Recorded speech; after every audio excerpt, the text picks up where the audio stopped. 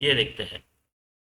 A quantity x is given by I f v square w divided by w l 4 in terms of moment of inertia, force, velocity v, work w, length l. The dimensional formula for x is same as that of, किसके same as है, ठीक है। तो हमको dimension किसका निकालना है, I F V square upon work done L 4। Moment of inertia क्या होता है, एम आर स्क्वायर, ऐसा, राइट। फोर्स क्या होगा, देखो फोर्स को मैं एफ ही लिखता हूँ, इंटू वी स्क्वायर, राइट। तो L square T minus 2 metre पर सेकंड स्क्वायर, ऐसे कुछ लिखता हूँ। एफ को ऐसा इसलिए लिखा क्योंकि वर्क डन को फोर्स इंटू लेंथ करेंगे। और एल 4 तो फोर्स फोर्स गया, राइट।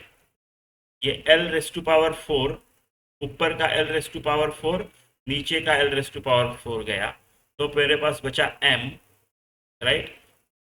और एल नीचे का एक ऊपर गया तो -1, एम एल -1 एंड टी -2, ऐसे कुछ तो बचा है, राइट, ऐसे कुछ तो बचा है।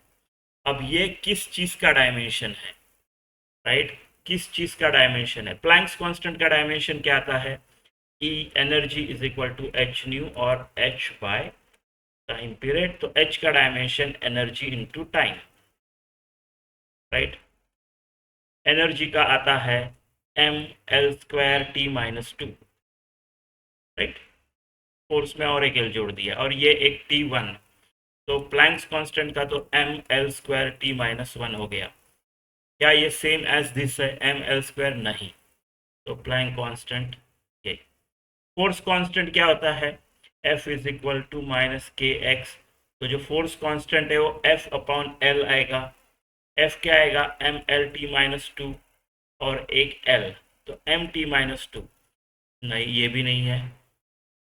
एनर्जी डेंसिटी, राइट, तो एनर्जी अपॉन डेंसिटी वॉल्यूम, तो energy M L square T -2, volume L cube, तो एम एल -1 टी -2। हाँ ये है ना, ये है। So energy density, right. Coefficient of viscosity, right, जरूरत नहीं है, फिर भी अगर करना पड़ा तो कोएफिशिएंट ऑफ विस्कोसिटी के लिए क्या करोगे, Stokes law 6 pi R eta V.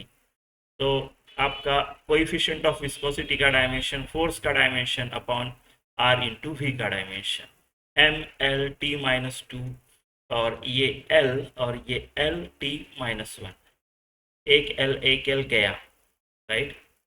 तो ये आएगा एम एल -1 और टी -1, तो ये नहीं है ना, टी -2 चाहिए था, तो नहीं, तो ऑप्शन सी